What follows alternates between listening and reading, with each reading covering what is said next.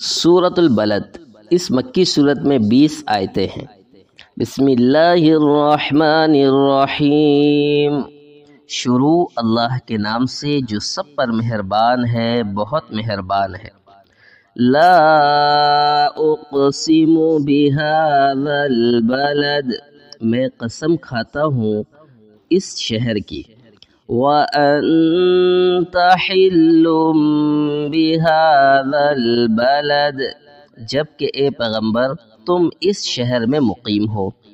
اس شہر سے مراد مکہ مکرمہ ہے، جسے اللہ تعالیٰ نے خصوصی تقدس عطا فرمایا ہے، اور اس میں حضور نبی کریم صلی اللہ علیہ وسلم کے مقیم ہونے کی بنا پر اس کے تقدس میں اور اضافہ ہوا ہے، کیونکہ آپ کی تشریف آوری کے لیے اس شہر کا انتخاب فرما کر اللہ تعالیٰ نے اس کی شان اور بڑھا دی ہے۔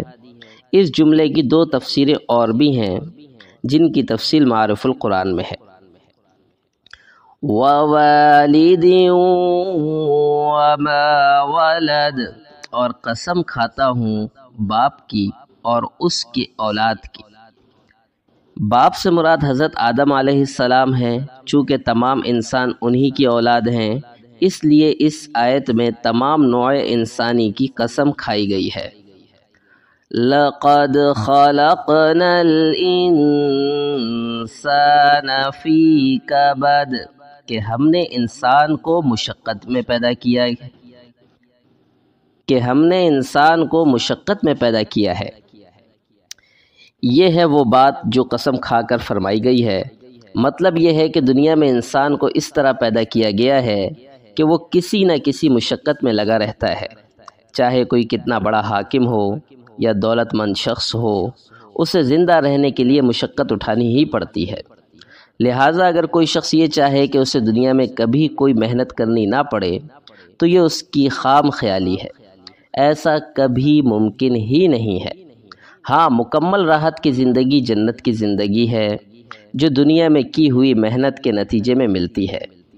ہدایت یہ دی گئی ہے کہ انسان کو دنیا میں جب کسی مشقت کا سامنا ہو تو اسے یہ حقیقت یاد کرنی چاہیے، خاص طور پر حضرت صلی اللہ علیہ وسلم اور صحابہ کرام رضوان اللہ علیہم اجمعین کو مکہ مکرمہ میں جو تکلیفیں پیش آ رہی تھیں، اس آیت نے ان کو بھی تسلی دی ہے، اور یہ بات کہنے کے لیے اول تو شہر مکہ کی قسم کھائی ہے، شاید اس لیے کہ مکہ مکرمہ کو اگرچہ اللہ تعالیٰ نے دنیا کا سب سے مقدس شہر بنایا ہے، لیکن وہ شہر بذات خود مشقتوں سے بنا، اور اس کے تقدس سے فائدہ اٹھانے کے لیے آج بھی مشقت کرنی پڑتی ہے۔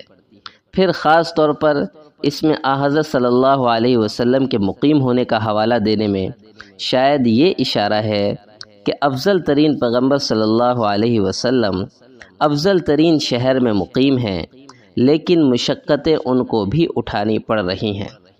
پھر حضرت آدم علیہ السلام اور ان کی ساری اولاد کی قسم کھانے سے اشارہ ہے کہ انسان کی پر غور کر جاؤ، یہ حقیقت ہر جگہ نظر آئے گی، انسان کی زندگی مشقتوں سے پر رہی ہے۔ أَيَحْسَبُ أَن لَّن يَقْدِرَ عَلَيْهِ أَحَدٌ، کیا وہ یہ سمجھتا ہے کہ اس پر کسی کا بس نہیں چلے گا؟ يَقُولُ أَهْلَكْتُ مَالًا لُبَدًا، کہتا ہے کہ میں نے ڈھیروں مال اڑا ڈالا ہے۔ مکہ مکرمہ میں کئی کافر ایسے تھے جنہیں اپنی جسمانی طاقت پر ناز تھا۔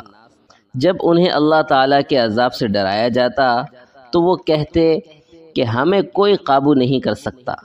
نیز وہ آپس میں دکھاوے کے طور پر کہتے تھے کہ ہم نے ڈھیر ساری دولت خرچ کی ہے، اور خرچ کرنے کو اڑا ڈالنے سے تعبیر اس لیے کرتے کہ گویا ہمیں اس خرچ کی بالکل پرواہ بھی نہیں ہوئی۔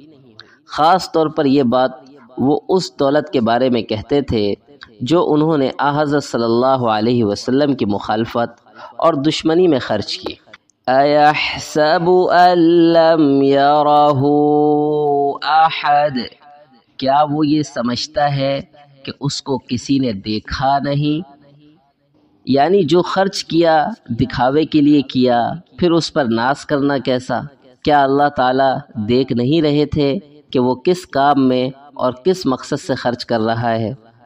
ألم نجعل له عينين، کیا ہم نے اسے دو آنکھیں نہیں دیں؟ ولسانا وشفتین، اور ایک زبان اور دو ہونٹ نہیں دیے؟ وہدیناہ النجدین، اور ہم نے اس کو دونوں راستے بتا دیے ہیں۔ انسان کو اللہ تعالیٰ نے نیکی اور بدی دونوں کے راستے دکھا دیے ہیں اور اختیار دیا ہے کہ اپنی مرضی سے جو راستہ چاہو اختیار کر سکتے ہو، لیکن بدی کا راستہ اختیار کرو گے تو سزا ہوگی۔ فَلَقْتَحَمَ الْعَقَبَةَ، پھر بھی وہ اس گھاٹی میں داخل نہیں ہو سکا۔ گھاٹی دو پہاڑوں کے درمیانی راستے کو کہتے ہیں۔ عام طور سے جنگ کے دوران ایسے راستے کو دشمن سے بچنے کے لیے اختیار کیا جاتا ہے، اور یہاں گھاٹی میں داخل ہونے سے مراد ثواب کے کام کرنا ہے، جیسے کہ اگلی آیتوں میں اللہ تعالیٰ نے خود تشریح فرما دی ہے۔ ان کو گھاٹی میں داخل ہونا اس لیے کہا گیا ہے کہ یہ انسان کو اللہ تعالیٰ کے عذاب سے بچانے میں مدد دیتے ہیں۔ وَمَا أَدْرَاكَ مَا الْعَقَبَةُ، اور تمہیں کیا پتہ کہ وہ گھاٹی کیا ہے؟ فَكُّ رَقَبَةٍ، کسی کی گردن غلامی سے چھڑا دینا، او اطعام فی یوم ذی مسغبہ، یا پھر کسی بھوک والے دن میں کھانا کھلا دینا، یتیما ذا مقربہ، کسی رشتہ دار یتیم کو، او مسکینا ذا متربہ، یا کسی مسکین کو جو مٹی میں رل رہا ہو۔ ثم كان من الذين آمنوا وتواصوا بالصبر وتواصوا بالمرحمة، پھر وہ ان لوگوں میں بھی شامل نہ ہوا جو ایمان لائے ہیں اور جنہوں نے ایک دوسرے کو ثابت قدمی کی تاکید کی ہے اور ایک دوسرے کو رحم کھانے کی تاکید کی ہے۔